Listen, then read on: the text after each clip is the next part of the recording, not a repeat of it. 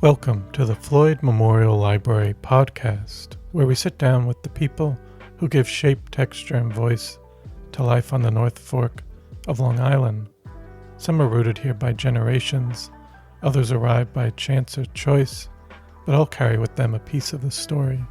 We talk about what's changing, what's worth holding on to, and the currents of history, both quiet and loud, that run through this place. I'm your host, Christopher Bianchi, and for episode 154, we sit down with Tom Wickham, owner and operator of Wickham's Fruit Farm in Cutchogue. Tom comes from one of the North Fork's oldest farming families with roots on this land going back to the early 1700s, in addition to carrying forward a century-old agricultural tradition. He has also had a remarkable career beyond the farm, working in international water management, for which he was awarded the prestigious Stockholm Water Prize, and later serving as Southold Town Supervisor. In our conversation, Tom reflects on the history of his family's farm, the challenges and changes in agriculture over his lifetime, his commitment to sustainable farming and workforce housing, and what it means to carry on a 170-year legacy while looking towards the future of farming on the North Fork. So I hope you enjoy episode 154 with Tom Wickham. This episode was recorded April 15th, 2025. Thank you so much for coming on to the Floyd Memorial Library Podcast today. It's really a pleasure to have you on today. Well, thank you, Chris. It's nice to be here. It's something different for me, and I'm glad to be a part of it. Thank you.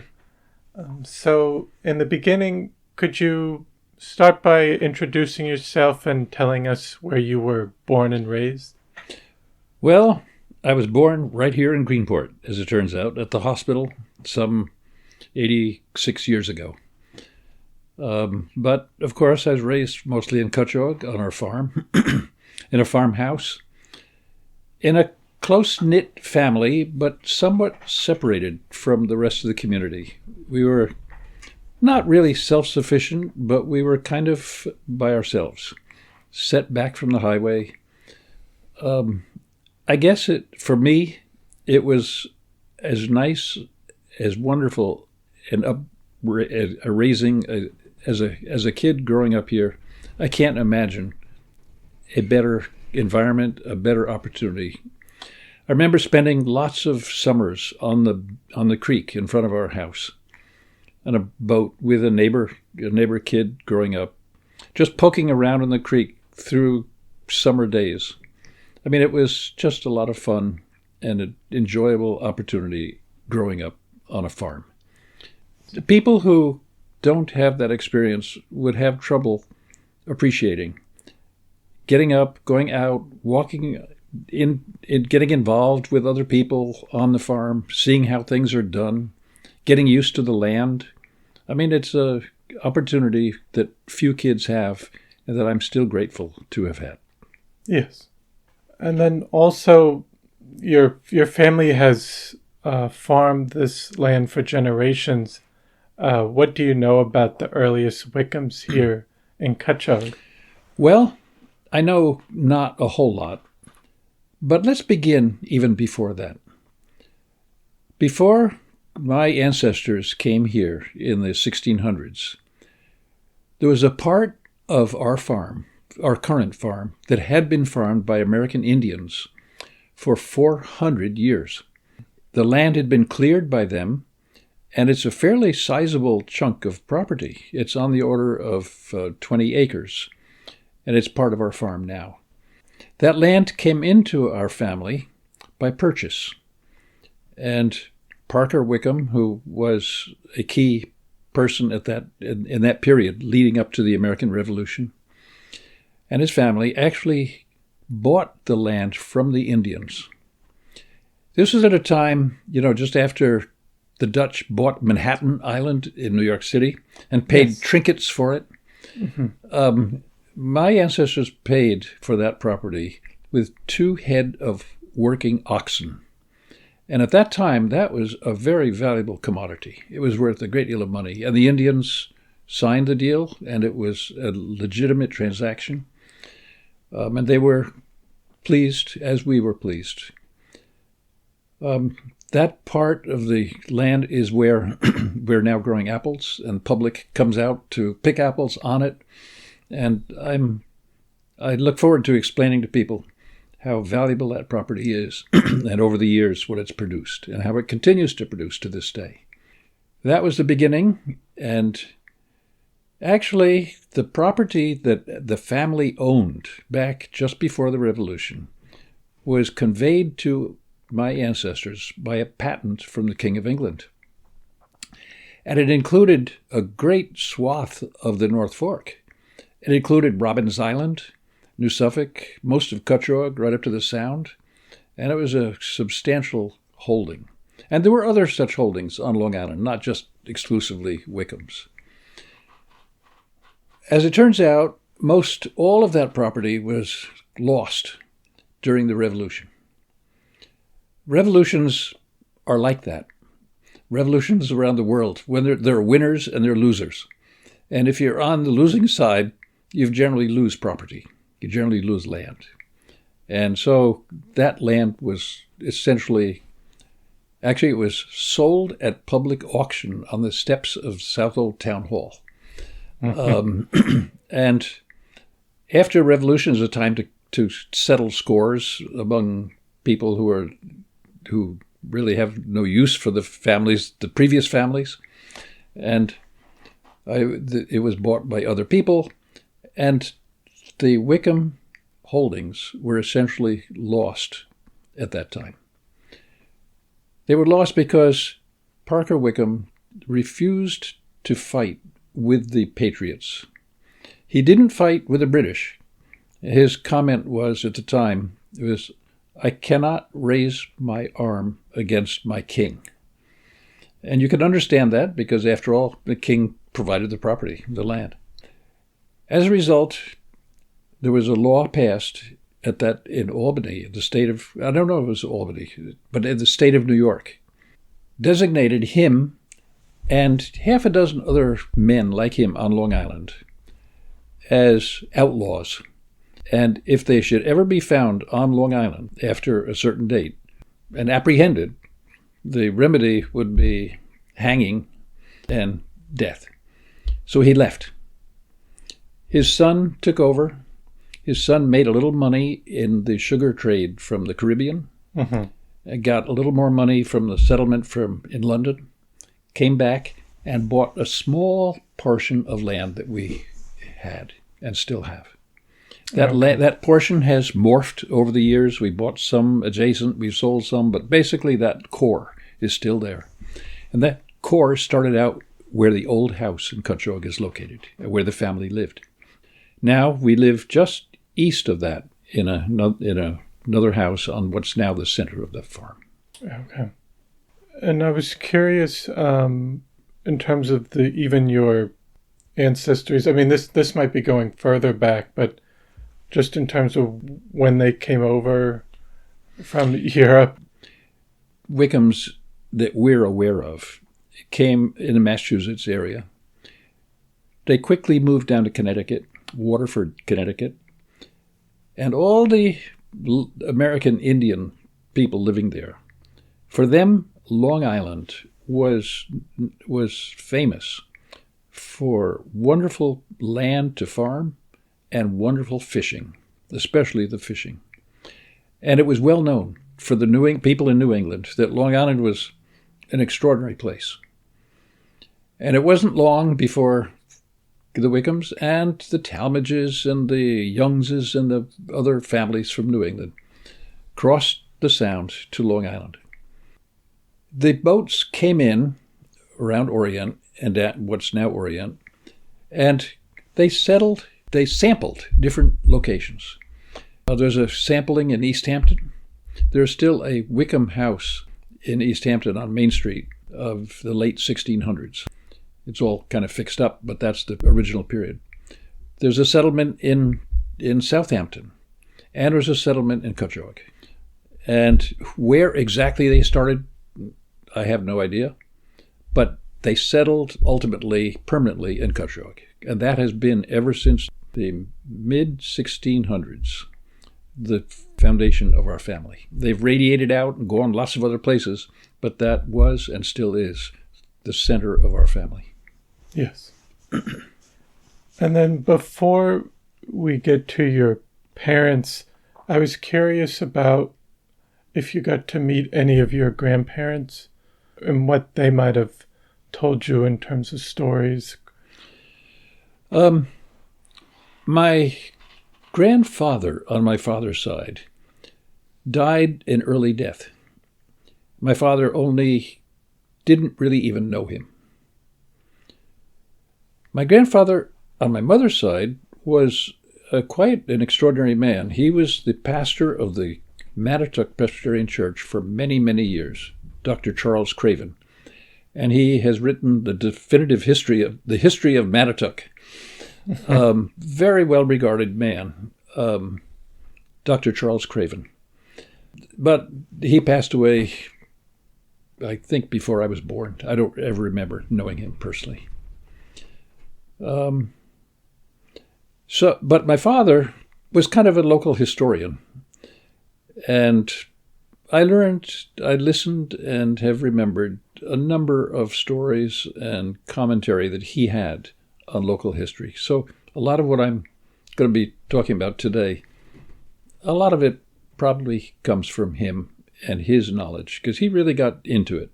I have kind of I wouldn't say superficial, but I have a limited knowledge of all of that. He had a much more detailed knowledge, and I found it interesting, and he even wrote down some of it. That's sort of the foundation of my knowledge of local history here, and our family's role in it. Yes.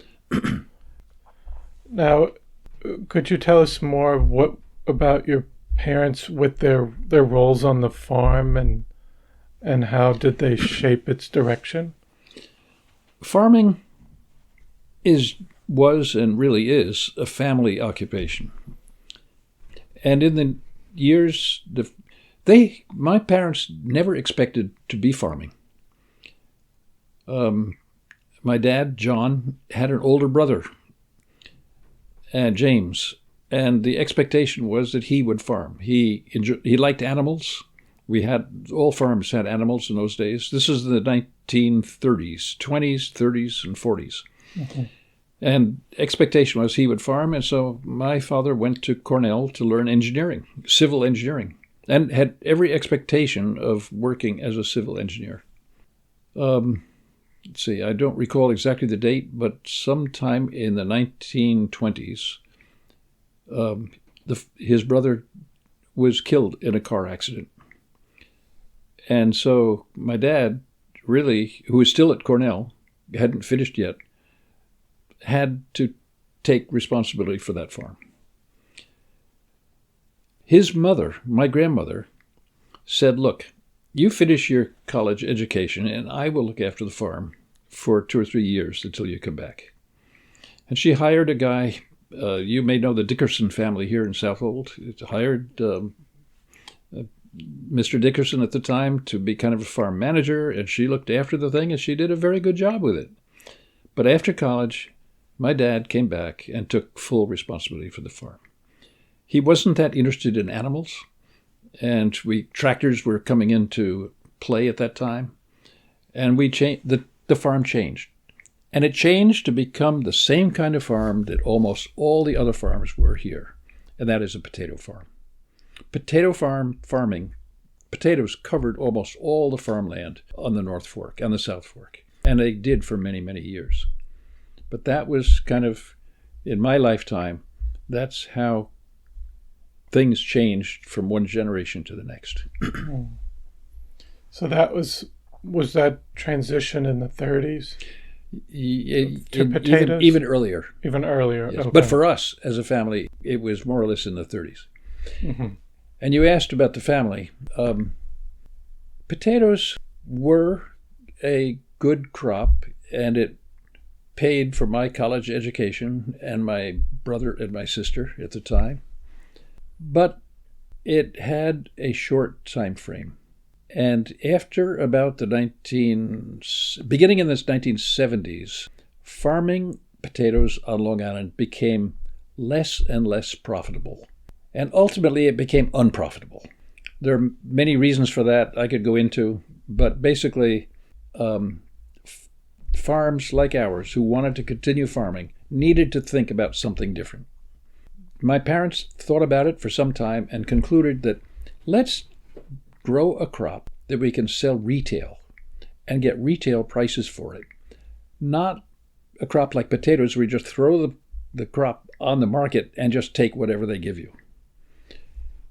And so my dad actually had a trip to Argentina the year I was born. It was managed and financed by the United States Department of Agriculture to help Argentines learn how to grow potatoes commercially. And there was a group of farmers who went down there.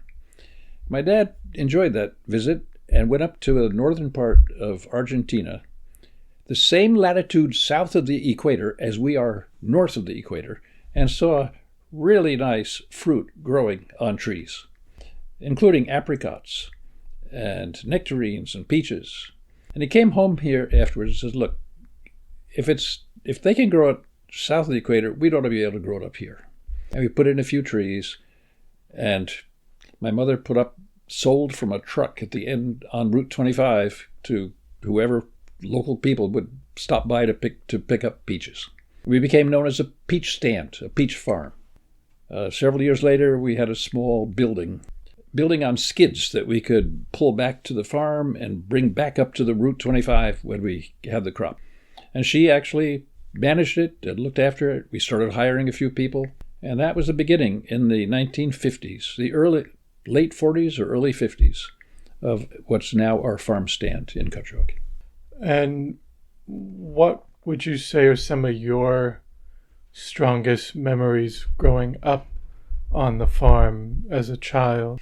Well, one of the things we always had to do and still do is irrigate our fields. And as a kid, not just me, but a lot of kids had to move irrigation pipe. What does that mean? You've probably seen the sprinklers that sprinkle water from a long line of pipe. That pipe is aluminum pipe now, 4-inch diameter, and there's maybe 20 or 30 sprinklers along that line. After 3 hours of irrigation, that land is all irrigated, and you got to move the pipe sideways to a new location. I used to get 10 cents for every line that I participated in a move. That was kind of fun. That was a part of farming that a kid could do and could be even paid 10 cents for. That's a strong memory. Second one is we had a lot of old equipment, old trucks and old engines and old tractors that today you look at and you wonder how a farm could even use those things. And I took pleasure in just working with them, getting them to run again, even though many of them were not very useful. But it was fun to just learn how an internal combustion engine actually works when you have a very simple machine. There's no computers, no plastics, just a straightforward thing. Even a starter, you crank it to get it going. Mm-hmm. Those are the kind of memories that I had when I was in grammar school and maybe the first year or so of high school. And also I had just another question, and even with your time in going through school, did you go to Cutchogue for elementary and then... Yes. Could you talk about your time in school as well? Cutchogue had a good school on Depot Lane. We had to walk to school back and forth every day. There were no buses or anything. But it only went up to 8th grade, no high school. So we had to choose Mattituck or Southold to go to high school. In my class, which was quite small, we only had about 12 or 13 kids. All the girls went to Southold, all the boys went to Mattituck. My mother was a Mattituck girl, so it was kind of logical for us to go to Mattituck High School. And I went to Mattituck High School for 2 years, the freshman and sophomore years. And in the sophomore year, there was kind of a scandal where the Latin teacher gave answers to the regents, to some of her favorite students. And it was actually in my class, but I just never took it very seriously. But my parents got quite anxious about it and felt that something had to be done. And they went to the school, complained about it, felt that some disciplinary action had ought to be taken. It was in the local newspapers, but the school district didn't want to touch it. They went to the commissioner of education in Albany, and they didn't want to deal with it. So in the summer, they asked me, would I like to go to another school?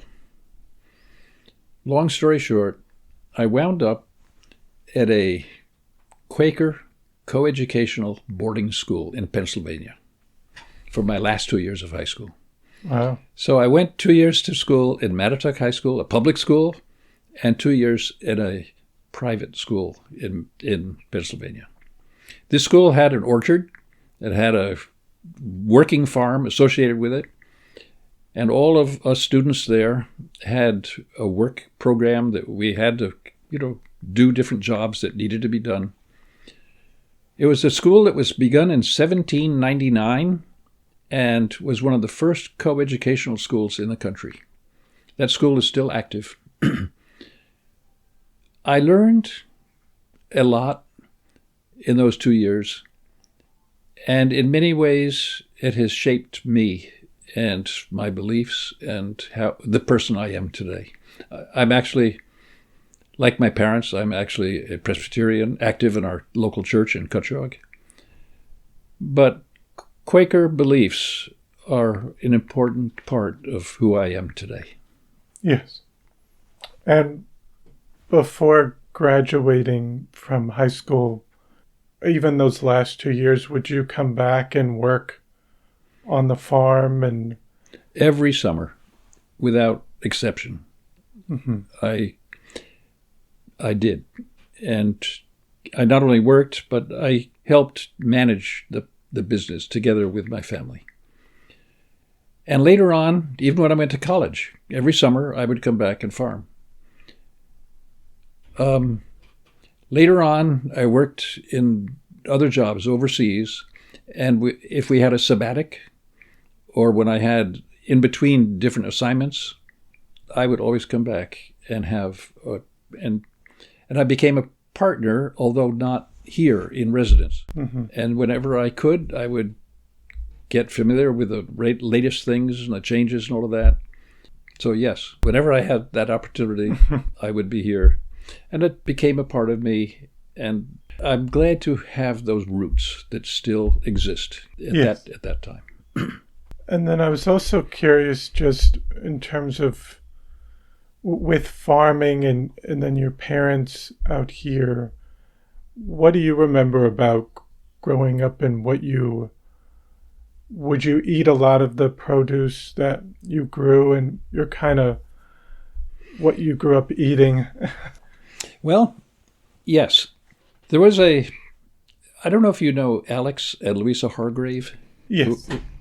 They came down from Massachusetts, where he was at Harvard, and they were well-educated people who wanted to start a vineyard. And my dad had started grapes, and he knew something about it. And so they started in, but they weren't really accepted as farming people. They were looked at by our neighbors and all as sort of professor types and wannabes, but not really farm people. And they came and says, "John, what can we do to be accepted as farming people here?" And Dad said, "Oh, there's only one thing. You got to have breakfast at 6, dinner at 12, and supper at 6. And that was how we did. We started with a real breakfast, but our main meal was at lunchtime, was at 12 o'clock. And even in Cutchogue at that time, the fire department would ring its, sirens at 12 o'clock for everybody to come in from the fields to have dinner. And then there'd be a light supper. So my whole life up until I left home was basically that regime. And I think it's helpful. You have a good meal at lunchtime and it can carry you through working all afternoon. We had a lot of the produce that we grew, and we grew quite a wide range of produce. We didn't just grow one crop anymore. It started out potatoes, but we always had a garden. We had other things to go with it. And when we started into selling stuff at our farm stand, we had tomatoes and peaches and apples and all kinds of different crops, corn. So we had probably as good a diet as a kid could have and as a family could have. Moreover, we had a housekeeper. Her name was Anna Dorosky. She came before I was born and lived in the house, and together with my mother prepared the meals and did the house cleaning and looked after us. And when my mother took a part-time job outside, Anna Dorosky became an important emotional part of our family. She had a daughter in Riverhead and would occasionally go to visit her, but she had her own home, her own place in our house. And she was very much a part of us. And I still recall the foods she prepared, which we enjoyed a great deal, and we're just fine. So I can't imagine a better nutritional environment for kids growing up. I still feel fortunate to have had that. Yes. And also now to get to, did you know what you wanted to do coming out of high school?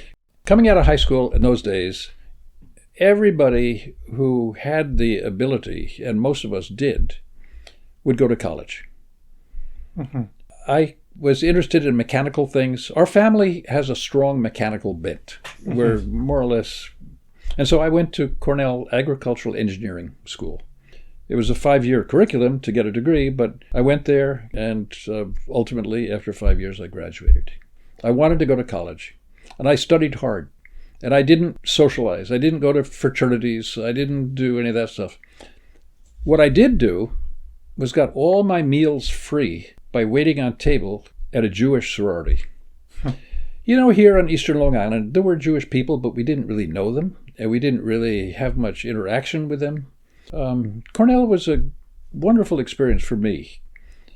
The Jewish girls treated me very well, and the food was wonderful. So for 5 years, I had my food needs taken care of. And then at that point, were you thinking in terms of graduating from Cornell, were you interested in coming back to the North Fork, or still wanting to? For all kids graduating from college, first of all, in those years, anybody who did reasonably well in a technical field like engineering had no difficulty getting a job. Most of us could get jobs for $15,000 a year, which in those days was a good, solid salary. And all of my engineering friends and relatives, whatnot, they could get those kind of jobs. And then they would normally stay with the company for a long time. When I graduated was 1962, and Kennedy had just proposed the Peace Corps plan. In fact, there were a few teams of Peace Corps people already sent out to Africa. Where did Peace Corps get its operating procedures from? When Kennedy proposed it, they had to make a plan. They had to put the guidelines, how much are these guys going to be paid, where are they going to go, all of that stuff. They found another organization that was doing work just about like what they planned for Peace Corps. It was called International Voluntary Services. And they'd been in the business already for like 10 years. They had teams out in several different countries. And they came recruiting to Cornell at a time when Peace Corps was just getting established and they were all kind of in the mix. And I interviewed with them, and later on I got a very attractive offer. I carried around the offer with me for quite some time in a form. And the offer was to go to Cambodia to help restore an old irrigation project dating back to the 12th century that had been more or less disused, and the rudiments were still there, but there was no water channels, there was no water much in it. And the Cambodian government was interested in rebuilding this thing and getting it functional again. Well, for somebody like me, graduating in irrigation technology and irrigation engineering and all of that, that was a wonderful opportunity. And Cambodia, at that time, the Cold War between the communist countries and the Western was sort of at a peak. Mm-hmm. And I didn't really want to identify with either side. And it turns out Cambodia was a neutral country. They didn't want to identify either. So that was kind of attractive to me, too. Long story short, I wound up in Cambodia. The government of Cambodia had no interest in fixing up these irrigation systems. It was all just a pipe dream. But still, there were things to do. And I was stationed at a livestock station. They had some equipment that I trained local Cambodians how to operate it. I lived in a jungle area, very primitive, very limited, but with a local Cambodian woman who did our cooking. And I was there in 2 different locations. I was there for a year and a half. And then I was shifted to Vietnam. The Mekong Delta of Vietnam actually has over 1 million ethnic Cambodians living in it. It used to be Cambodia. Then Vietnam took it over. Mm-hmm. So my language in Cambodian, I learned Vietnamese, and total was almost 3 years I was with International Voluntary Services in Southeast Asia, in Indochina, right in the middle of the war. I took all my meals at local restaurants. I lived with the local people in rural areas and in the towns. I came to appreciate what the life they lived. I came to appreciate the farms and the farming they did, mostly with rice. Mm-hmm. You know, I don't know if you've noticed, but out here on eastern Long Island, marsh grass growing in the creeks and the inlets. Yes. In the spring, the marsh grass grows up right up through it. Rice in the Mekong Delta is a crop that grows underwater. The roots are down in the ground, but then there's water, and the plants grow up through the water on the top. I was very much at home. It was a flat land, very productive, and at a time of rapid change. There were new varieties of rice coming in that were much more productive. Vegetables, growing new watermelons that were never grown before. And my job was to help promote this new agriculture, how to help promote farmers into using it, and also some community development and how to strengthen their communities. Many of the women wanted to have maternity wards and other kinds of medical facilities in their villages, which had no facilities at all for that. And we helped provide them. So it was a wonderful experience for me. The only downside was the danger of the war. And if we were careful, there were still things we could do that were positive and productive and useful. But towards the end of that period, things changed. The U.S. presence became much more dominant, and it became harder and harder to the war became more intense, and it became harder to do things. So I came back and farmed for a year, and then I got a job offer at the International Rice Research Institute to work with them on irrigation management in Asia. And my wife and I went over. We got married first. My wife's actually from Singapore, and we got married, and I went over there and did my PhD research with a Ford Foundation fellowship in the Philippines with the International Rice Research Institute. And when I finished that, I did a lot of consulting for the World Bank and the Ford and Rockefeller Foundations and the United Nations, and for USAID. All through this period, USAID financed quite a bit of irrigation work. And My last position in the 1980s was as the Director General of a new research institute on how to manage irrigation projects in Asian countries. And I'll never forget, my wife and I went over with a check for, I think it was $20,000. And we spent it mostly to buy computers for our institute. And 4 years later, when I left to come home to farm, our institute had projects in 8 countries and a budget of $7 million a year. And we had about 10 or 15 professional scientists from all over the world at our institute, the International Irrigation Management Institute. But at the end of that 1987, my dad was getting older. He was about the age that I am now. And he needed some help here on farm. And so I basically closed out that part of my career and came home and farmed. And I've had no regrets. Yes. So I had about 25 years of education, 25 years overseas, and the last 30-some years I've been farming. Wow. And how have you seen, even when coming back from working over in Asia, coming back to the North Fork, how is the situation here? You mentioned your dad was getting older. What did you think of the North Fork at that time in the 80s and the farm? Well, there was a big change. There was a big change in terms of the way the land is being used. And that change was the loss of potatoes and the gain in vineyards. Mm-hmm.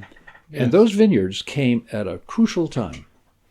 If they hadn't been here, if there had not been the opportunity to shift from potatoes to vineyards, in my family, we shifted more to fruit, not just grapes. But we're kind of a small sliver. The bulk of it went into vineyards.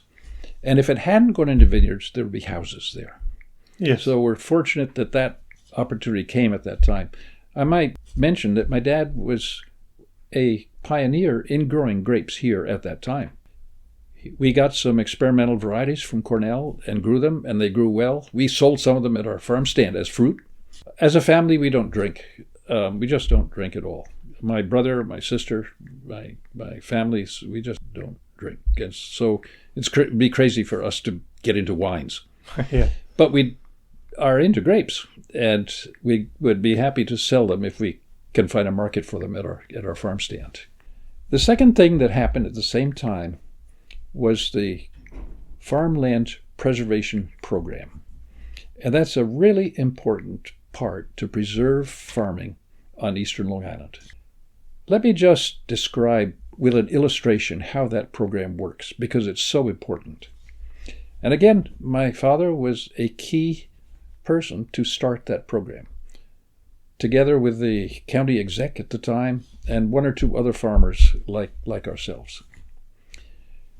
The way the program works is, if you can sell your property, I'll take a figure, just a nominal figure.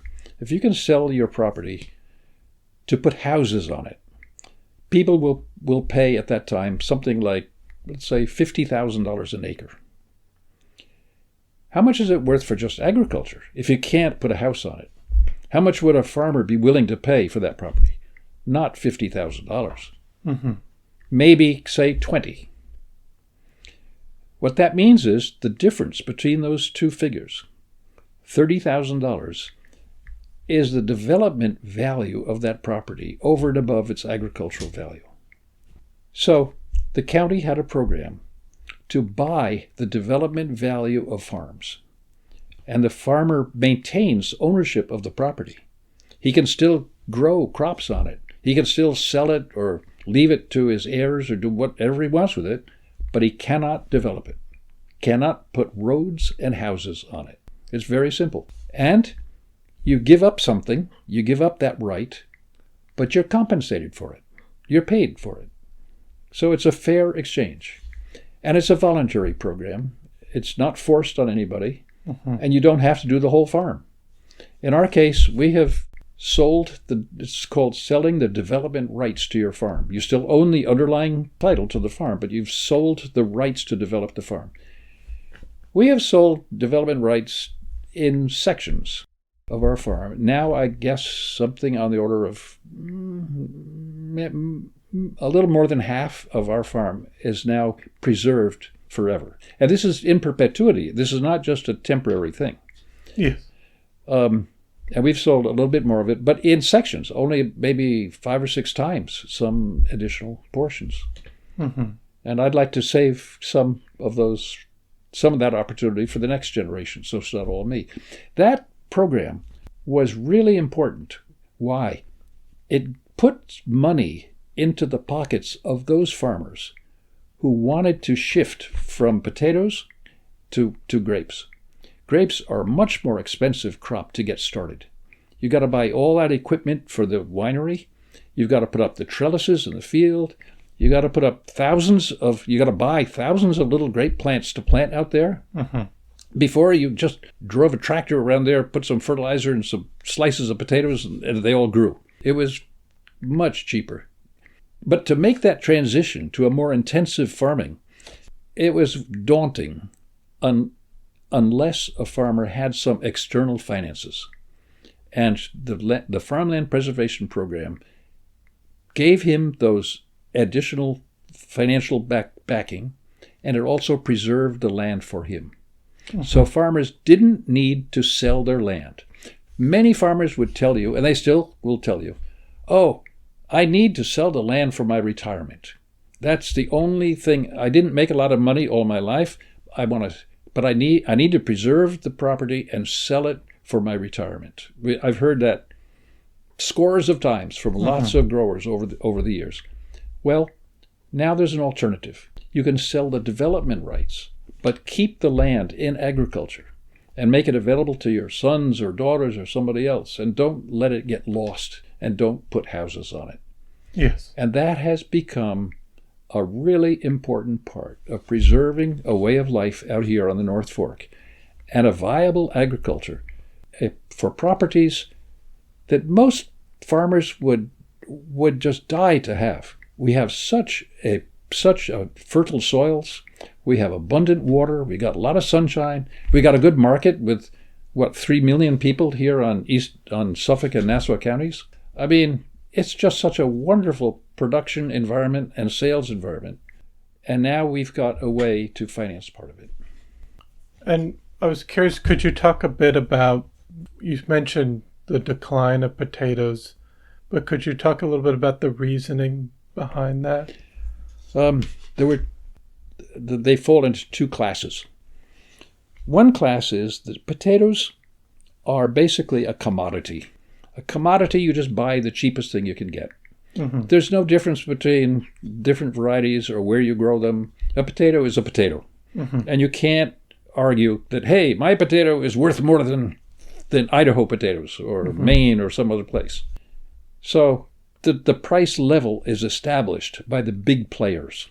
Big players is Maine and Idaho and other states. And the price was very low. And they can still make money in those places. They paid their men peanuts. I mean, there are people who work in those states in those years. They made money because everything was cheap. Long Island, nothing is cheap. Nothing was cheap then, and nothing is cheap now. Our costs of production were far higher here than the cost of production in those places. But we couldn't get any more money than they get in sales. The second problem is we had a crisis in production when the Colorado potato beetle became endemic out here and decimated our crops in some years. In other places, they had sprays that you could spray, DDT and those kinds of sprays that were highly effective and could control the Colorado potato beetle. On Long Island, we were not allowed to use DDT and not allowed to use any of the other spray materials, insecticides, that would have controlled the Colorado potato beetle. And my dad and mom would still remind me of the times when you would just wake up in the morning and you could actually hear an army of beetles just chewing away at the potato plants. Nothing left but stalks. And nothing we could do, nothing legal that we could do to control it. A few years of that and a few years of the price difference and inability to even sell your crop what you can get at a profit meant the end of commercial potato growing as we knew it. There was still an outlet for people who really knew and understood potatoes. There was still an outlet for a handful of people if they could find new markets. Mm-hmm. And there's a potato grower who I have a lot of respect for in Mattituck, Marty Sider. You may know that family. Yes. And they're growing potatoes, and a bulk of their crop now is going into potato chips. Mm-hmm. Well, that's good. They can, but to just throw the crop onto the wholesale market and just take what they give you, there's no future in that. Yes. Because I think that was a period that you said some of the farms started changing to wineries or... Yes. Fortunately, there's a place for those farmers to go who wanted to continue farming and wanted to get out of potatoes. And in our case, we wanted to get out of potatoes. The last crop we grew was 1984 when I went to Sri Lanka, when I left to be the Director General of this institute in Sri Lanka for my last 4 years. My last 4 years overseas. Yes. Then my dad says, I'm not going to grow any more potatoes. And we put it into more fruit. We started out in peaches at our farm stand. But, you can only people will only buy so many peaches during August. So we moved into apples coming in September and October. And we moved into asparagus and tomatoes in the early part of the summer. And we put up greenhouses, and we are still growing greenhouse tomatoes that we can produce beginning in another 2 weeks at the end of April. And have you seen, was that popular coming in like late 80s into the 90s in terms of people accepting that change and people coming to your farm stand in terms of popularity? The public. Yeah, the public. Well, I am continually grateful for the support we have found among local people in our produce. Mm-hmm. Our farm is ringed around by houses on almost all sides. And some other farmers have said to me, don't you find it difficult to farm when there's so many just local people living all around you? They don't like you spraying, they don't like the smoke, they don't like the noise. All of those things are minor in my case. What is really important is that they have supported our farm produce. They come to our stand. Mm-hmm. Their kids work for us. They're really an important part of the community. Mm-hmm. And we have benefited tremendously from the local core base that has supported the purchase of our farm products at a retail price. Mm-hmm. In recent years, those local people have been supplemented by day trippers from New York, from Western Suffolk, really. Western Suffolk, Nassau, and even New York. Mm-hmm. They come out to pick apples. It's a day trip. They go back. Some of them come out to rent summers out here on summer rentals. Mm-hmm. And a few have come out to live here. And they've actually changed the community. And the wonderful part about it is many of those people who have come to live out here, to be a part of our community, share the same values that local people have. They want to preserve it. They come out here not to change it, but because they really like what we have here on the North Fork. Mm-hmm. And most of us who live out here also want to preserve it. So It has broad support from all political parties. Mm-hmm. And now, when did the opportunity come about for you to serve as Southold Town Supervisor? What led you into that? The opportunity to take on some political activity here came when Albert Krupski, the son of a farming family in Peconic, drove down the lane to our house and says, "Hey, Tom," I didn't know Albert well, but I knew who he was. And I had just come back from overseas. And he says, "Tom, have you ever thought about running for public office here?" And I said, "I don't even know what party I belong to." Mm-hmm. He said it doesn't matter. What we need are people interested in farming and interested in the community.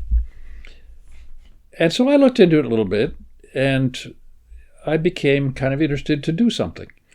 My father had been the chairman of the planning board of the town of Southold, for the first chairman from when planning was first established, for 30-some years. So he had a lot of experience with the town, but not in a political context. He was an appointed position as a chairman of the planning board. And I had learned from him and whatnot of a little bit, particularly of the preservation and the planning issues for the town. So it fit for me. But what it meant was a more political position. And so I went to see the Republican establishment, and they said, Tom, look, you've just come back from here. We have several people who have worked for the party for a long time, and they're in line to be given an opportunity to run for office. You've just come back. You've had no experience. You've never done a thing for the party or anything. Maybe you could run for dog catcher or something like that. And I went back home, I thought about it. And the more I thought about it, I said, look, I'm not interested in any of these other positions. I'm interested in doing something that'll help preserve the way of life out here that we have. And if the Republicans don't want me, I'll run a primary. So I had to run a primary. And there were three of us running for 2 seats. 3 Republicans running for 2 seats. And I got a little committee together and organized it, and I won handily. And I ran for the town board, not the supervisor. So I was a town board member for a couple of years. And I learned how my Republican colleagues operated. And I became uncomfortable with it. For one thing, the night before every meeting, they would meet in somebody's house and go over the agenda and plan how can we embarrass the Democrats. There were 2 Democratic women on the town board at that time. And how can we kind of ambush them and get the votes we need to do the things we want. In those years, they were basically pro-development people. Uh-huh. They were associated and sons and related to developers out here. They were, it was just how things worked in those days. But I wasn't part of that group. I wasn't comfortable with it. It came to a crunch when they wanted to fire the planning director. We had a planning director in the town who was staunchly supported preservation and wanted to maintain the town pretty much the way it was and not see it developed. So they wanted to fire her. And this went on. They tried several times. And finally, they decided they would eliminate the position. That would get rid of her. Mm-hmm. And so they had to hold a public hearing. And when they held the public hearing, there were just hundreds of people showed up for this public hearing. People out in the hall, outdoors, listening to what's going on. It was a very emotional thing. And I had to say that I could not support it, and I was going to vote against it. And they needed my vote to pass it. And it became a big deal. And at the end of that public hearing, the vote failed. And 2 people got up in the back with signs, newly written, Wickham for supervisor. A big surprise. I had no idea. So we formed a party. We formed a third party. I didn't run as a Republican. I didn't run as a Democrat. My wife suggested the name United Southold, U.S. And long story short, we ran in a campaign. We tried to identify who we were. We got wonderful candidates for our team. The best candidates that I think Southold has ever had in terms of merit, in terms of ability, conscience. One of them was a fine person from Greenport, Joe Townsend.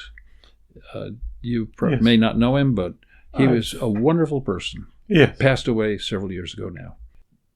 Joe was a particularly valuable mentor in some sense to me, but there were others. All of the people we put on our ticket were very well qualified community leaders in one fashion or another. And finally, the Republicans saw what was happening, and they said, this does not look good for us. Why don't we join with the Democrats and the other parties and put together a list of candidates that is jointly endorsed by all of these parties? So the list for the Republicans, the names, were the same names as the Democrats put forward. And the Conservative Party and the Right to Life Party. And so there were 7 parties, all with the same names. And then there was us, the 8th line on the ballot. And when the election was over, we said, look, this just describes how corrupt the whole system is. Not corrupt in a legal sense, but how self-serving it is, and not really serving the needs of the town. And we hammered away at it. And when the election came, all of those names on those 7 lines didn't add up to what we got on our single line. We swept every single seat as United Southold. Wow. And it was a breath of fresh air. And I can't say that we made fundamental changes in how the town operated. We just saw that we needed to strengthen the planning to prevent rampant development of the town. We needed to preserve the waterfront. We needed to put in place defense and to keep the town pretty much as we knew it. Yes. We did quite a few other we put in place bed and breakfasts. We did some affordable housing, all of this. And it was kind of the first time that all of that stuff was done. There are a lot of little things I can talk about, but the key thing was, I guess the most important thing was, the leadership of the Republican Party saw what was happening, and they drew the right conclusions. And the party is much stronger now and much more responsible than it was at that time. There are other things I could say, but after 2 years, we ran an election. My father died within a week of my taking office as supervisor. And my son came home from MIT, helped me operate the farm. Being supervisor is supposed to be a full-time job. So I gave it as much time as I could, but I also had to operate our farm. And after 2 years, I ran a lackluster campaign. We had done pretty much what we needed to do, and I lost by a handful of votes. And it's the best thing that could have happened to me. No, but that's interesting. The Southold United, that's almost was in a way bringing people together, and compared to the two-party system, even just on a general. Our team had Republicans and Democrats, independent people. We had the best qualified people in the town. Joe Townsend was one example. Ruth Oliver from Orient is the strongest environmentalist in the town. And we had a good candidates for trustee, for all of those different positions. Yes. And the fact that they cross-endorsed the same people, our opponents, the fact that they did that made our case. That these guys are just interested in winning elections. They're not really interested in doing anything for the town. But that's ancient history now. That was like 20-some years ago. But you were glad that you were able to, in a way, get back to what you were doing on the farm. And it was a stretch for me. Meetings most nights, calling people. If you're a supervisor, you sort of have to be on deck most of the time to answer the phone, to reassure people, you just have to be there most all the time. A lot of it is fairly routine, but you got to deal with it. Farming also, you can't let things just go. You got to watch what's going on. And today we have greenhouses. Yesterday our greenhouses got too hot when it was kind of so hot outdoors. Yeah, it was getting warmer. And we weren't aware of that until it was kind of late. So You just have to be alert. Yes. And to be stretched too thin in two different directions is... Of course, nobody likes to lose an election, which I did after 2 years. But it's the best thing that could have happened to me. Mm-hmm. And I had another question, just because we're in Greenport now. I was curious what you thought of Greenport, even growing up. I'll tell you what I thought of Greenport. There are two or three things. The first of all is Southold Town, and particularly in that period before we came in as United Southold, Southold Town officials would play the Greenport card. And sometimes I think the Greenport village would play the Southold Town card. And there was, and it's not unique to Greenport and Southold Town. It's also there between Southampton Village and Southampton Town. There's a tendency for the local village, incorporated village, to assert what it needs vis-a-vis the larger polity of the town. And it's a logical expectation. The question is, how do you deal with it? And we tried to incorporate the Greenport interests in the town government. The mayor at the time, Dave Capel, our team with United Southold tried to incorporate the interests of Greenport in the town affairs. So when Dave Capel walked into my office one day and closed the door, I said, this must be serious. And he said to me, Tom, what would the town do if we abolished our police force? And I said, well, we would pick it up. If that's what you're going to do, we would pick it up. Well, it became a very emotional thing. And it became there were public hearings. So many people that they held a hearing in Greenport School here. And hundreds of people showed up to discuss it. And they turned to me and said, of course, Dave Capel organized the meeting and presented it, and turned to me, and I said, we're here to do what we have to do. And if the village of Greenport wants to discontinue its police force, we will pick it up. And we did. There was some resistance on the part of people why do we have to deal with Greenport? But it was the logical thing to do. And it turns out, I didn't realize it at the time, I don't think we had any choice. If a municipality within a larger municipality abandons the police department, the larger municipality has to pick it up. So we did, and I think we've handled it. The town has handled it reasonably well, although there's always a little criticism on both sides. Yes. And there are other aspects in which we've tried to work more smoothly with Greenport, more helpfully with Greenport. Yes. And then also, would you even come over to Greenport as a child or in your teenage? Yes. I did. Greenport was a little metropolitan area for us. We lived in Cutchogue. We had our own hand-me-down clothes. We had this and that we all had. Once in a great while, we had come to Greenport to buy clothes. There was a store, I think it's Golden's, is that what it is? Or the arcade? Across the street. As you go down Front Street towards the end, it's on the right-hand side, I think. Golden's Furniture? Yeah. Was that also had clothing in those days? I don't think so. It could have. Well, I'm not sure, but we did buy clothes once in a while down in Greenport.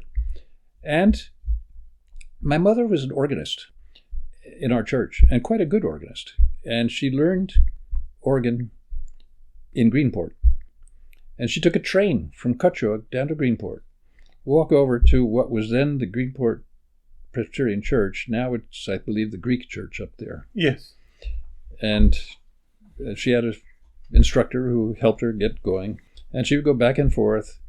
And so I had some connection with Greenport.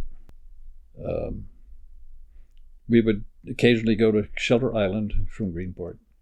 But I found Greenport a little metropolitan area.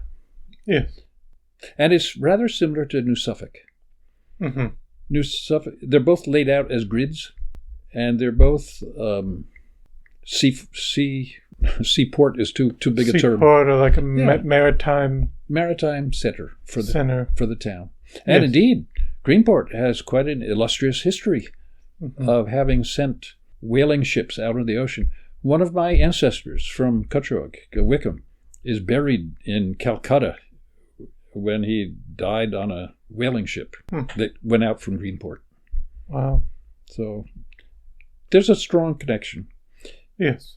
The railroad train, the Long Island Railroad that came out to Greenport in the 1850s made a huge change for farming out here. You could send all the feed and bedding for horses in New York City back on the train. And that changed what farmers grew out here. And it went out to Greenport. Mm-hmm. And then also to talk more about your farm, the farm stand is iconic on the North Fork. When did that start, and how has it changed over the years? Well, it's changed very little. If you look at it, it looks almost like it did before. I have a woman now who is my stand manager. Her name is Lori McBride. And she says, we're kind of bursting at the seams up there. We kind of need a little bit more space. Mm-hmm. But the stand physically is pretty much what it has been for a long time. We have a walk-in cooler attached to it in the back, which is quite helpful, so we can store things there for overnight and for a day or two. What has changed significantly just in the last 10 years is we're producing quite a bit of food on our farm, and in some cases it's more than we can sell retail at our farm stand. And so we have a pretty substantial wholesale business now, selling our, what I call excess product, to half a dozen farm stands or specialty groceries on Long Island when we have that surplus. Mm-hmm. So we pack it in the back. Fresh Direct, which is a company in New York City that takes orders over the internet and then delivers them to various apartments and stores throughout Manhattan and Queens. They buy a lot of tomatoes from us. And we sell to several other stands and fill their need for... There are now farm stands who don't grow much food themselves, or much product themselves, but they still sell stuff, so they buy in from other people. Mm-hmm. We supply some of that produce, particularly tomatoes.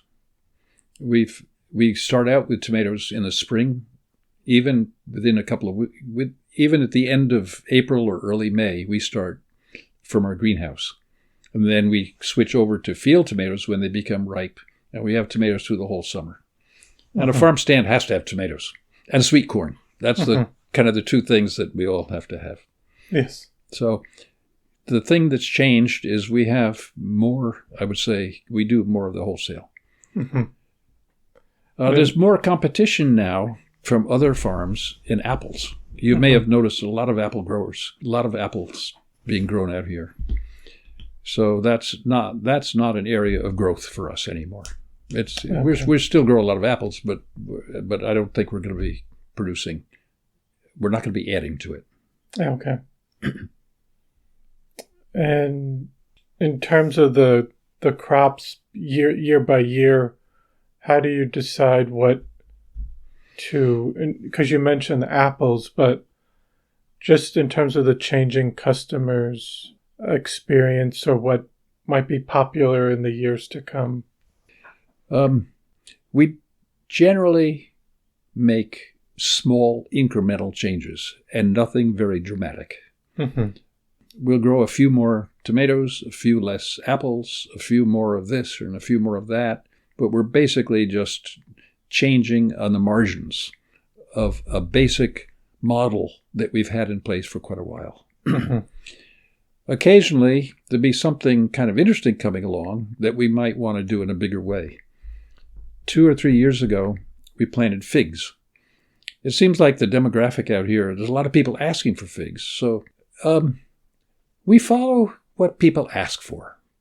We don't have a strong direction inside. We want to be a peach farm. We want to be an apple farm. I want to provide what people will buy. I want to provide what can support our business. And it's those people who have supported our business that have, in a sense, provided the direction for where we want to go. Mm-hmm. I'm very indebted. And our farm stand is laid out to talk to people. You know, if people just want to buy a bag of apples, they can go to the supermarket. And they're the same quality of apples. If they want to buy peaches, they can buy peaches. They may not be quite as good as our local peaches because we can get them fresh. Yes. But if they come to our stand, they would like to talk and get a sense of what we're offering and look around and participate in the whole process. Yes. And that's a wonderful opportunity for us. Mm-hmm. We get a lot of information and get some good direction on how to... Grapes, we're growing grapes again, trying to grow larger size grapes, seedless grapes, that we think there's a market for them again. Mm-hmm. So we're going to get into a few of these crops. We tried to grow cranberries, but that didn't pan out very well, so we gave that up. Okay. The basic model is asparagus, tomatoes, all kinds of berries, mm-hmm. Peaches, apricot. We're growing apricots again, apples, pears, pumpkins, and sweet corn all through the season. Mm-hmm. And it goes from one crop to another. We have to kind of be ready, and we got to hire the people to harvest all of that and to look after it. It's kind of daunting, and you got to be on top of it. I've got a very good farm manager now who helps me, and our stand manager that I mentioned before. The two of them help just put the whole thing together, and it works. It doesn't mean that anybody could do this. It would be easy to flood the market if everybody tried to operate the way we do. Mm-hmm. But for the moment, it's a successful business for us. And you still provide the pies and the We do. donuts. That's an add-on, and it's been a success. Yeah. Pies and donuts are and other baked goods. Preserves, jams. We try to use our own product in these things as much as we can. Mm-hmm. And you notice most gas stations now have become small markets. Mm-hmm. And successful farm stands normally have some kind of baked food item with it. Mm-hmm. And it's an important part of the business. Yes. And you mentioned management and then workers, but you've invested in workforce housing for seasonal mm-hmm. employees. What motivated that, and what challenges does local agriculture face with labor and housing? Over the years, I've been very fortunate in the help that I have on our farm. We hire half a dozen people year-round, and then we supplement them in the summer, actually in the spring, starting right now in April, mm-hmm. through early November, with 6 more people. They've all come from Guatemala on a special work contract visa. It's called an H-2A visa, A for agriculture. This is because agriculture throughout the United States cannot seem to find people interested in working on farms. There just aren't that many younger people active, willing, and to work in farm work. So there's a shortage. And so the Department of Homeland Security, the Department of State that issues the visas, Department of Labor that looks over all of the arrangements, the Suffolk County Department of Health Services that looks over the housing. All of these government agencies have to sign off every year on the people that we would like to bring over as part of our workforce. For the last, I'd say maybe 8 or 9 years now, we've been able to get the same 6 young men. They're not quite as young as they were before, but they're still very active and energetic, and we are so fortunate to have them. The rules are strict. We have to pay them exactly so many dollars per hour and cents. We're not allowed to charge anything for their rent. They have to be living here with absolutely no payment at all for their rent. We got to pay a lot of costs back and forth to get them here and back, but it's well worth it. I mean, in my case, we've got a wonderful group of men and some women working with us and I'm just so fortunate that we cannot take in any rent from them. So how are we going to pay for how are we going to build a proper place for them? In the 1980s, we brought in a structure from Oregon Road, about a couple of miles away. We towed it down on a trailer and added it to an existing old house that we provided for farm help. And we were able to go from then until now with a rather modest and somewhat crowded building, with just one bathroom and sort of a crowded kitchen. And it just seemed to me that I just was uncomfortable not having a nicer place for them to live. And so this past year, we decided to allocate a couple of $100,000 to build an addition to it, remodel the place, build 2 bathrooms, add a really nice living room, and 2 additional bedrooms for like 4 people. It cost a lot of money for a small farm like us, but I could borrow the money, and we did, and we have added on to it. What I did not understand at the beginning was the costs, not of the structure, but all of the regulatory requirements that have become quite onerous. And I'll just mention them because anybody else going into this had ought to go in with their eyes wide open. I guess I should have seen it. After all, I was with the town for quite a while.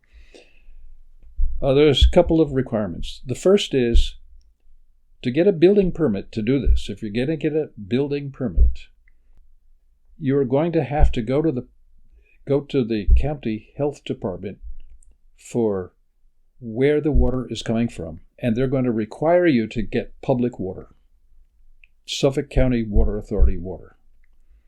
In our case, I said, okay, if I have to get Suffolk County water, I guess I'll do it. Always before, we have this just pumps on our farm. Well, the Suffolk County Water Authority wanted $56,000 just to open a vault, a hookup on Route 25. Then we'd have to have a line of pipe that goes a couple thousand feet down to our farm, and it's going to be buried like 5 feet down into the ground, all the way down there. That's another $20-some thousand.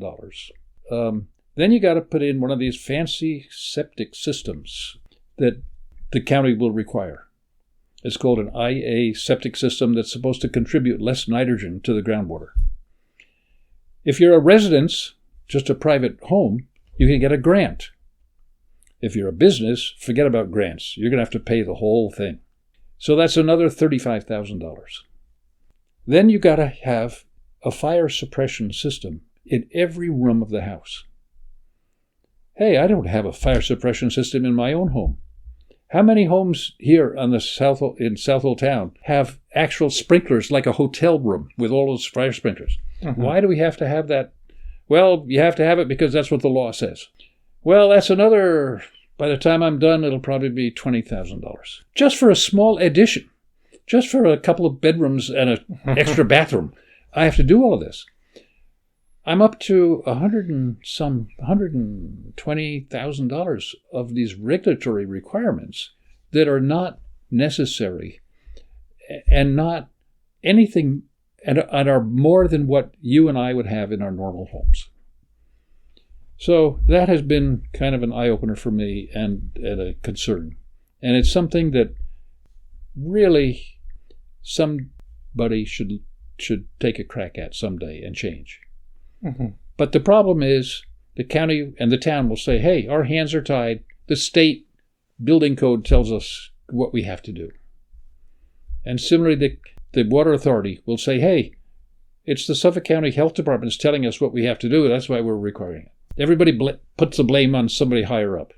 The bottom line is for a grower, for a farmer who wants to do something for his help to improve. And if you go for a building permit, go with your eyes open, and it's going to cost a whole lot more than just building a building. A whole lot more. And not only cost more, it'll take much longer, and there'll be a lot of back and forth before you can just do it. I have no regrets. I would still do it again. But I have to say, I was able to do it because I could borrow the money. And ultimately, I'll be able to pay the money back. How will a small farmer, a beginning farmer, a farmer still growing just regular crops,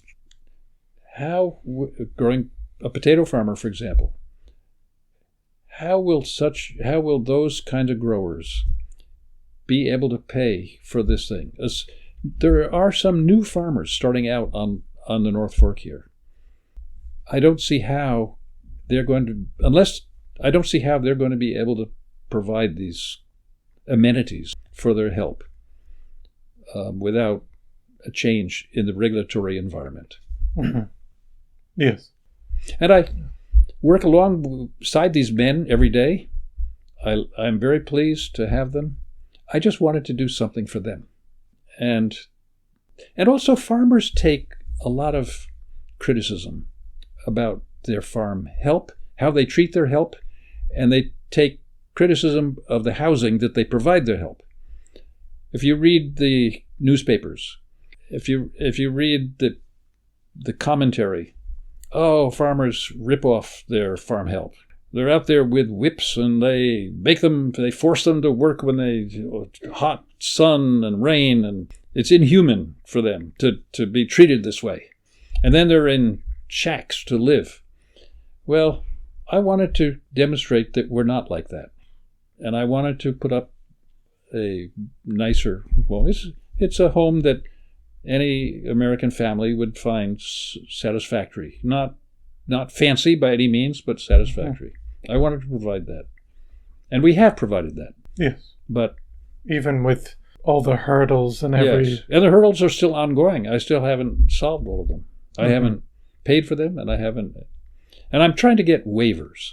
There should be an opportunity to get a waiver or an exemption or an alternative way. For providing this. Yes, that's right. The regulatory agency should have a procedure to do it.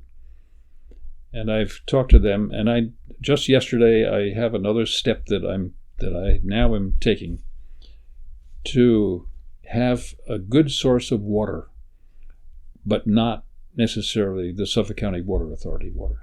Mm-hmm. Here, the Water Authority, every summer when it's dry, you got to control your water use. Don't wash your cars. Don't sprinkle the lawn. Don't do this. Don't do that. We may not have enough water. And here they are forcing us to have water when they don't need to do that. We have ample water on the farm. Mm-hmm. In the long run, these are minor things. The important thing is we have a stable source of farm help. We are very fortunate to have them. They do their job wonderfully. I'm here talking with you today knowing that they're doing their job well and efficiently, and it's of benefit to the farm. Yes. The regulatory stuff is a struggle that we go through, but I'll come out the other end of it eventually, and everybody will go on. Yes. And I just was wondering, even as a child growing up on the farm, was it easier to get workers then to come on the farm? And well, that's a good question. In the potato days, it was easy. Mm-hmm. They had migrants who would black people coming up from the South who would start in Florida picking oranges and then work up north. And let's see, Delaware, well, the peaches, they would pick peaches in Georgia and South Carolina. And they would come up farther north, and finally they'd come up here in the potato growing area. And there were farm labor camps in the town. And on our farm, we had several older buildings that housed help. And we fixed them up over the years. In fact, we have another house that we fixed up quite extensively where our year-round people live. There was a system in place to provide for them. Steve Wick has written a book about one particular family of these migrant workers who would work up north and then they'd go back south again. And that worked. And there were enough workers. And I don't think there was ever a shortage. The quality of those workers was really not very good. And they were not treated very well. They weren't paid very well. And indeed, farming was not paid very well. So farmers were not really able to do much. They were paid 6 cents a bushel. 6 cents a bushel for picking up potatoes by hand from the ground. Now it's all mechanized. But there's been no strong replacement of those people. And as it ended, it also became fewer and fewer regular American families who wanted their kids to become farm hands. In the early days, many of the farm hands were of Irish and then Polish descent, particularly Polish. They were Polish kids families with Polish kids who went to school with me. They came to the United States in the 1910s and 20s and maybe early 30s, and right after World War II. And they came from farms. They understood farming, and they wanted and welcomed farm work. They were a wonderful source of farm help. And the really successful ones wound up buying farms from their employers. Many of the Polish farms, the successful, active Polish farms that still exist here, they're only 2 or 3 generations old, and they started out as farm workers. We don't have them anymore.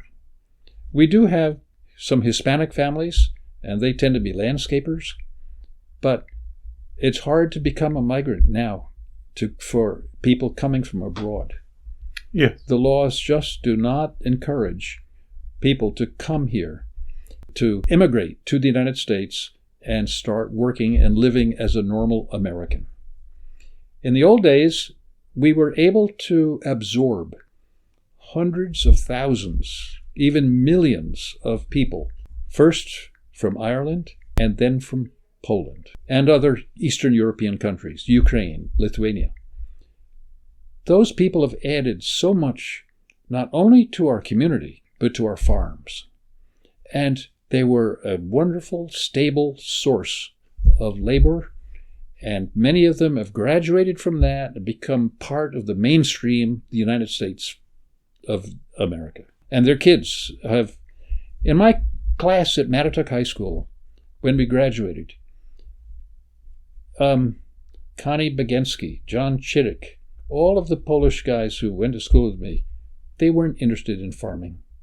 They wanted to be airplane pilots, or they wanted to be engineers, and they wanted to take advantage of what the United States offered them beyond just being a farm hand, and I don't blame them. In my case, I was part of the farm management, and we owned the property, and we had a chance to do more than just being a farm hand. That's when the crunch came to find labor. And fortunately, this H-2A visa contract program is in place. There is no evidence that the current government in Washington is going to cut this program. After all, it's a legal way to bring in people temporarily and then they go back. There's no avenue that they could ever stay in the United States. And for most of them, they don't care to. Their family is still there, back in their home country. Yeah. They're quite happy to go back and be with their families, their kids. Some of them are married and some aren't, but they're okay with that idea. And so are we. Mm-hmm. We don't need all of that help when the ground is frozen and it's snowing outside. Yes. And then also, just in terms of your farming practices, can you talk about your approach to sustainable farming, and as well as your background in irrigation and what it influences you here? Irrigation is really important. Grapes can actually get along without much water once they're established, but you still have to have irrigation to get them started. In all of our crops, we have to irrigate. Fortunately, there's actually quite a bit of water under the ground in the aquifer here from the rain. And in our case, we can pump water up from the shallow aquifer just under the ground surface, only about 10 or 12 feet down. And there's plenty of water. We've never been short of water. Even close to the inlet, the salt water, there's been no saltwater intrusion on our farm. So that's an important part of it. When people talk about sustainable farming, it isn't clear exactly what people mean. New York University has a course in sustainable food production, and their graduate students come out to our farm, and I talk to them each year about it. And it's actually kind of fun for me, and I think it's interesting for them. Sustainable, to me, what that means is you can do this year, and you can expect to be doing it again next year and the year after, and there's a time horizon into the future that you can continue to be farming. To me, that's sustainable food production. Mm-hmm. Sustainable. What do you have to have sustainable food production? What are the prerequisites? What are the constituencies that need to be in place? Number one, you have to have land. If you don't own land, somebody else controls that land. They can sell it right out from under you, and you're out of business. And all the investment and time and money that you put into the business is gone just like that.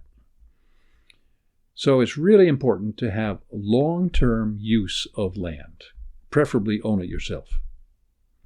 The second thing is you can't lose money indefinitely. In farming, you lose money from time to time. And even us in our farm, we were not successful for quite some time. We lost quite a bit of money over the years and had to borrow it. A farm to be sustainable over years, by definition, has to make enough money to keep going. You don't have to be really highly profitable. We're not talking about wealth. We're just talking about having enough money to buy seed for the next year and fertilizer, or to be able to pay back your debts. You can't lose money indefinitely. The third thing you have to have is flesh and blood. If you want to have a sustainable farm, when the older generation retires or dies, who is going to take over? Are there members of the family who want to farm, who want to see that farming continue in one fashion or another? If there are those people, and if you've got a stable labor supply, a source of labor that is reasonably secure over the years, and you control your land, you can have a sustainable farm operation, and it can go for years. But if you don't have anybody, or let me put it the other way, if your family members in the next generation want to fly airplanes, or teach, or become professors, or PhDs, or something, and have no real interest in coming back, you're going to be hard-pressed to have a sustainable farm. Or if the community doesn't support it, if the community wants to see housing on every bit of land out here and not preserve farming and not preserve a way of life, don't expect to have a sustainable farm for very long.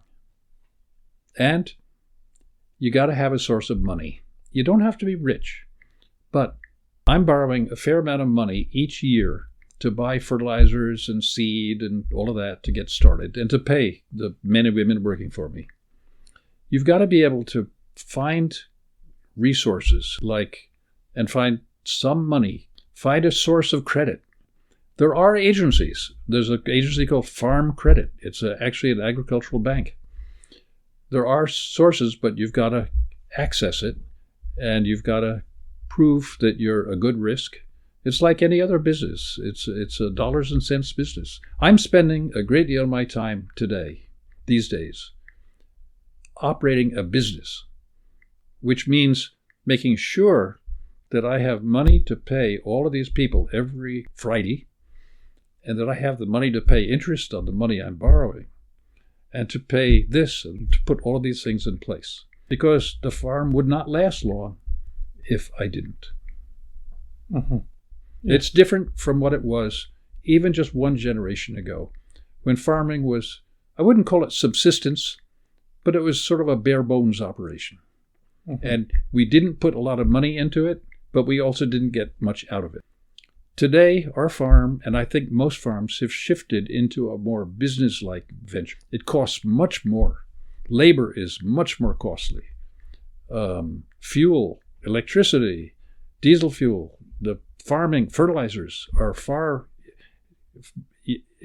and to be able to pay all of those things is what is necessary to have a sustainable operation. Mm-hmm. It can be done, but you really got to focus on it. Yes. And do you see, I mean, obviously you talked about labor and just the cost of everything. Do you see in the future there being some form of less labor involved, more automation, or things becoming more mechanical when the technology is there, and the effect that might have on farming? Well, that's a very good question. And I think there is potential for that. There are now tractors that can be controlled electronically. You don't have to have a guy sitting on a tractor turning the steering wheel. Mm-hmm. And speed and operation, all of that. You can spray cherries and apples and peaches with a sprayer that's remote controlled. With drones, you can identify parts of your operation that are going dry, that need water, that have some other problem, and you get feedback. I have a small weather station right on the farm that's a great help to me. There is potential for some of that. Two things.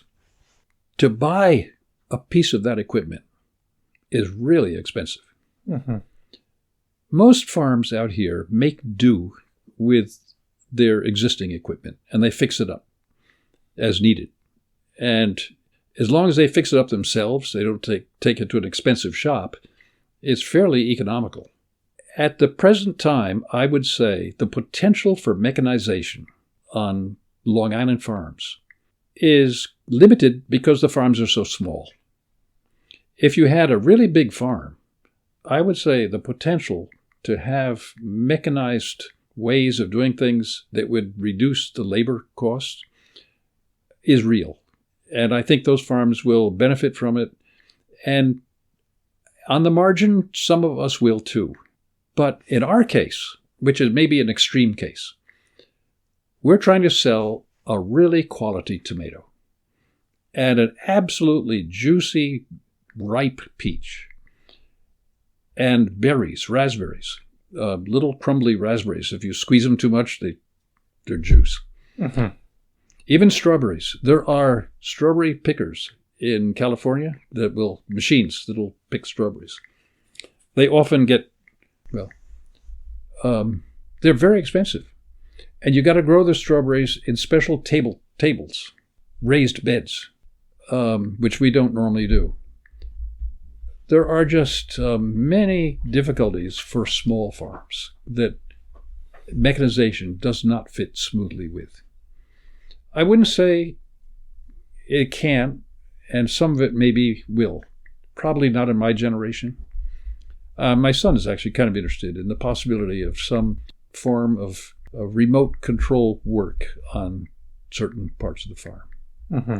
But, there's no substitute for experience and knowing what you really need on the ground and having a kind of personal feel for what this field will do and what that field won't do, and how to irrigate it and how to manage different parts of your farm, because it's not uniform. There's some heterogeneity in it. It's different. Mm-hmm. Over there, for example, you would grow peaches and cherries and things on sandy soil. You would grow pears and apples on heavier soils. Those kinds of things. Okay. So, yes, the agricultural press and the agricultural meetings that we go to feature labor-saving equipment and machinery for the future. Mm-hmm.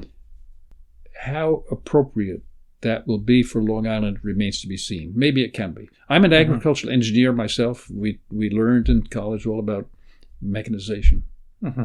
In those days, it was all about air conditioning the cab. It was about comfortable seats on a tractor. Mm-hmm. Well, I wasn't interested in that. Mm-hmm. That's so I didn't follow up. Yes. And now, just looking back on your years and your family's history here, what does it mean to you personally to carry on a 170-year legacy in the same place where your ancestors lived and worked? And even just taking that on when you came back? On the one hand, I don't really think about it. It's just there. Mm-hmm.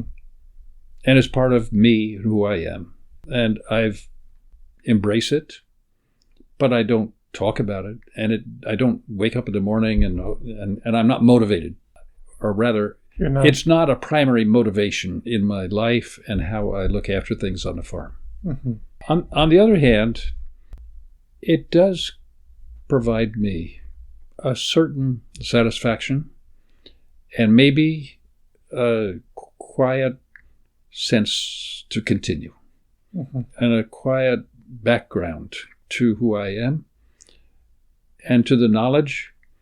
For example, the fields that we farm, that have been farmed for so long by my family and by American Indians before that, to be farming those fields is a special privilege, and I look forward to that. That background does mean something to me. And it's something I do think about. But I would be doing it because I enjoy it anyway. It's not just because my ancestors are here. Same thing when I worked for the town, when I was supervisor.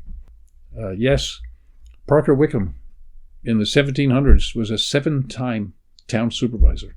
And he was the one who negotiated with Indians on behalf of the town. He was well regarded by American Indians at that time. That meant something to me when I ran for supervisor. Mm-hmm. But I would have done it anyway. Yes. I try to look forward, not backward. Mm-hmm. The backward part is a reassurance that I can, that in a sense our family's been there and done that, mm-hmm. and that I can be there and do that also. It's not something new. And it's also a reassurance that I have some of the genetic material that other family members have had over the years. For example, there's something about Wickhams that seem to come with mechanical interest. Parker Wickham ran the Matatuck Air Base and was a really high-quality machinist, mechanical guy.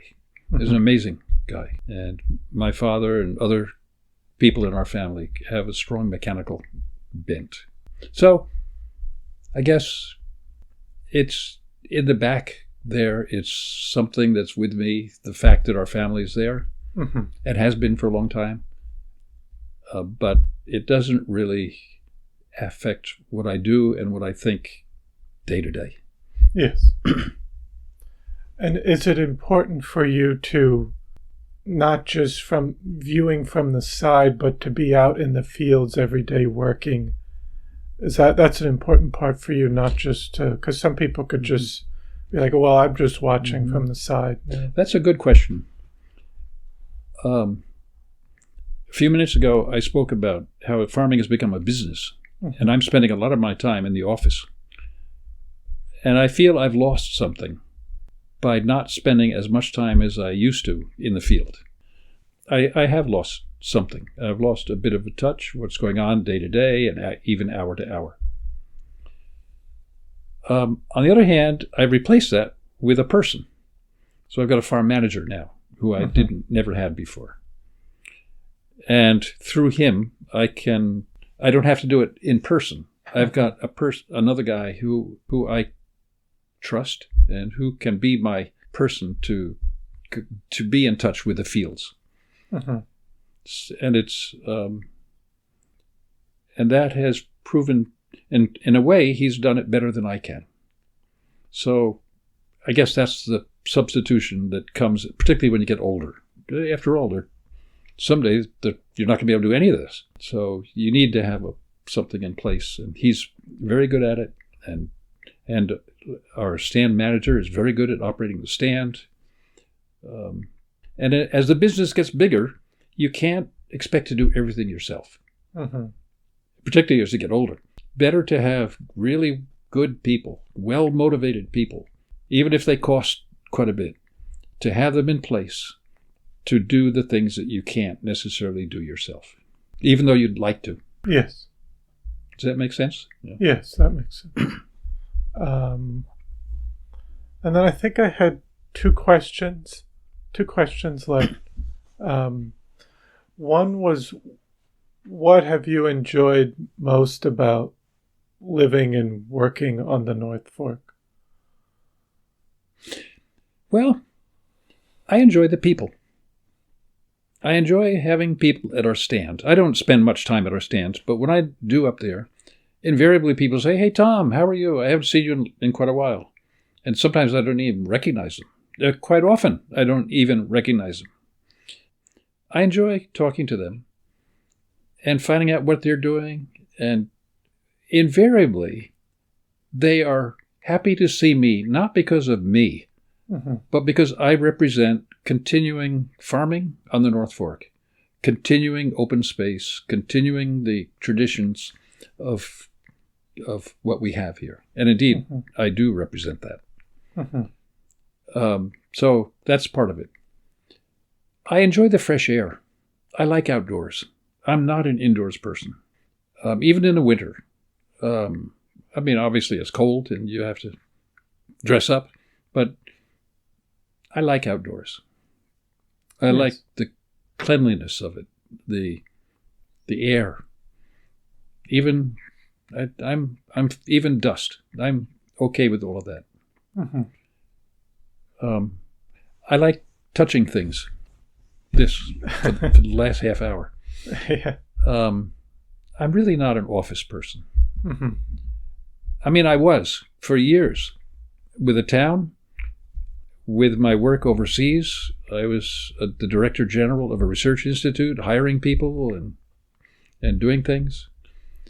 And now I spend a great deal of time managing the business end of our farm. And somebody has to do it. If I don't do it, somebody else has to do it. I have a part-time office assistant who works at the Greenport schools here in the business office. And she is a whiz at labor law and how to manage, the right way to legally how to handle labor. Well, that's really important. And she helps me with that. But every opportunity I have, I kind of like to spend outdoors. I like to see how our trees are growing. I need to see how our men are doing their jobs so that I can adjust a little bit to see that it's done the way I want it done. Trees, you have to prune them in a certain way. If you prune them in a certain way, they'll grow more productive. For example, peaches, you want to prune them so that the sun and air can go down the middle of the tree and get air into the tree. Apples, you want to have a stem that goes straight up, going out. It's opposite. How to prune those trees so they'll do that. Not all people understand how to do that. And it's for us to try to train our help so that they can do it. And that's so there's a place still for us to work outdoors. Yes. Those are the things that I welcome, that I like to do. And I like to work with our help, with our men. I really respect them. I really like them. I have absolutely no difficulty, even though their language is Spanish now. And I tell them, hey, when I was in Vietnam, I learned Vietnamese. I lived in the Philippines for 7 years, and I learned Tagalog. I learned Cambodian. I was fluent in those languages. Wow. If you guys are coming here to the United States, you got to learn some English. Don't expect to live here speaking Spanish all your lives. And they've gradually picked it up, and they're fine. Yes. They will be real assets to wherever they live. Yes.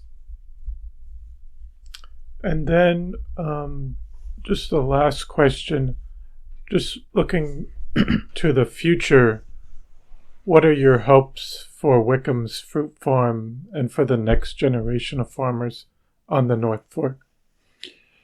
Well, we spoke earlier about sustainable farming. I hope that our farm will be sustainable. And there are several elements of that I spoke about. There needs to be a continued interest in preservation.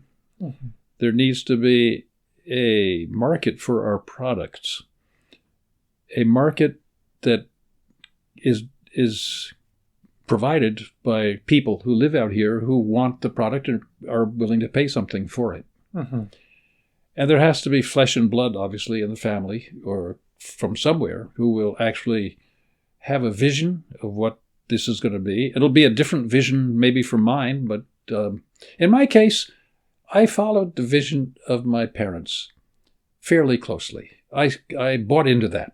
I was comfortable with it. But you can't assume that the next generation will always buy into your vision. In fact, even in my case, there's some things I've done rather differently, but not radically different. We have a son, John. Like me, he has gotten away from the farm, in his case to Texas. I sometimes kid him that Texas is like a foreign country. And indeed, it was a foreign country where I went. But he's running a business there, a machine business. Actually, it's a business specific to tow trucks. Tow trucks that carry cars on the back and tow them. And other related equipment of that nature on the highway. And he's now a distributor for a tow truck company. He does a great deal of repairs just outside Dallas. And he started up on his bootstraps, just from almost nothing, and has built up. And it hasn't been easy. It's pretty much on his own. It's also not been easy for him to find good help in Texas for whatever reasons. It's been a challenge to find good, solid help. But he has made it a success. I'm now about the same age my father was when I came home from overseas. And John, in my case, already owns the farm. He's already a partner in the business. He does all of our social media stuff for the farm. He has bought a lot of equipment for us. The farm pays for it, but he sources it and finds it in Texas. Why? It's much cheaper, and it's free of rust because there's no salt on the roads. And it's less costly. And now most of the equipment on our farm, all of the new equipment, is from Texas. He also does repairs for us. He comes up here from time to time. Even when he doesn't, he's told us in detail exactly how to do this particular repair or another repair, because that's kind of his thing. So he's integrally engaged with us. He's deeply, and he has a strong emotional connection to the North Fork and to the farm and to our properties and buildings and all of that. Mm-hmm. Like me, he is in no hurry to come back. And I wasn't either. I tried to stay as long as I could doing my work overseas. And my board would love to have had me continue. In fact, they were disappointed that I left after only 4 years. But I felt I needed to. And also my wife was ready to come back here. John and I talk about this from time to time. But you don't press people. They have to come on their own, at their own timetable, their own time frame. I'm content in knowing that he has a strong commitment and a strong interest, has done a great deal for the farm already, and will continue to do it. And at some stage, he'll make his decision of when he's going to come. Yes. I should say that my wife is also a very important part of our team. Mm-hmm. She's done all my payroll for years. She designed the payroll in a way that I can keep track of my costs and allocate them to different crops. So as a small family, we're doing things that it used to be big families did. Farm families used to have lots of kids. Mm-hmm. In our case, we have one son and that's it. But he will make his decision, and I'm sure it will be a decision informed by a deep interest and a deep engagement with who we are as a family and where he wants to take the business. Yes, definitely. And then I usually just like to ask at the end if there's anything else you wanted to discuss or say that we haven't talked about. We've covered quite a bit of territory. Yes. Well, there's one other thing I could say. I think that there's a spiritual side that comes naturally to farmers. You watch plants grow, and you watch also the people who you're working with and watch them grow. And you think about what it is that has provided the sustainable regeneration from year to year and generation to generation. Those things are in your mind a lot. They're not so much in the mind of people in other businesses. Mm-hmm. They are to some extent, in some, certainly.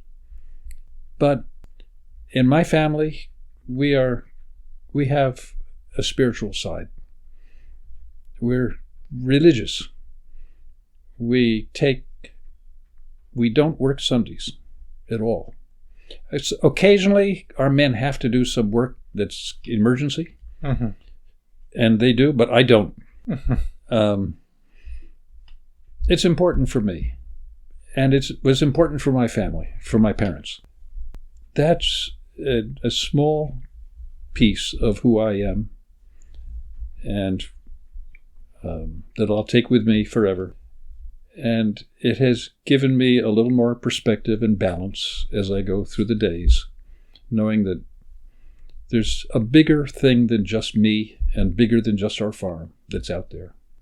And that's, I guess, true for many farmers, particularly tree fruit, because tree fruit, pears, for example, pears 50 years old, 60, still producing. Mm-hmm.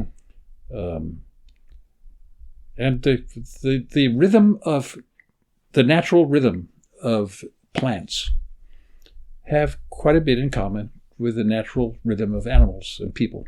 So to be living with those rhythms and seeing the difference, and it's all part of things that you think about. You asked before, do I think much about the previous ancestors in my family? And I guess I do. But I think even more about the commonality of the plants that we're growing and how we intersect with those plants mm-hmm. in their growth and in my growth. Yes, definitely. So I want to Thank you so much for taking the time to come on the podcast today and share your Well, it's so story. nice to be with you. I rarely have this kind of opportunity to talk in any depth. But thank you so much. Okay, nice to be here. Well, I hope you enjoyed episode 154 with Tom Wickham. I want to thank you for listening to the Floyd Memorial Library Podcast, and we'll see you next time.